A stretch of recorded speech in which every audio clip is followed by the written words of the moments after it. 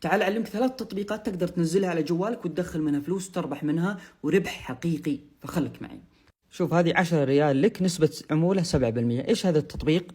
هذا تطبيق علي إكسبرس، كل الناس تشتري منه. تعال على أي منتج أنت تبيه بعد ما تسجل مع مسوق بالعمولة وسوي مشاركة لأي منتج، كل صوره موجودة، ويعلمك كم ربحك من هذا التطبيق. 8 ريال. منتجات كثيرة وضخم، علي إكسبرس أكبر سوق، وأيضا في طرق هذه كلها تقدر تربح منها.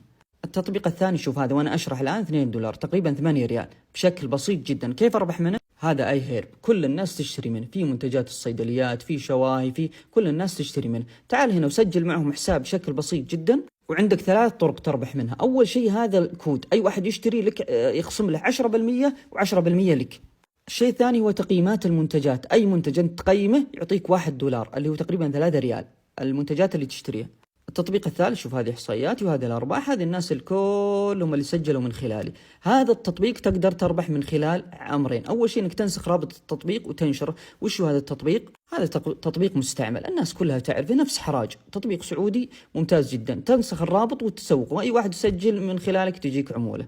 الطريقة الثانية تجيك منها نصف عمولة الموقع. أي منتج أنت تبي تدخل عليه وتسوي، تضغط على المحفظة هنا وتسوق الرابط، أي واحد يشتري من خلالك أنت لك نصف عمولة الموقع. لا تنسى أن في تصنيفات كثيرة هنا، أي شيء تبي تسوقه حتى العقار. لو حاب تتعلم كل شيء، كيف تسجل وكيف تربح، نزلت كل هذا مجانا على برنامج الأصفر. تعال، الرابط تحت اسمي في الوصف، تعال وتفرج وشوف كل التفاصيل.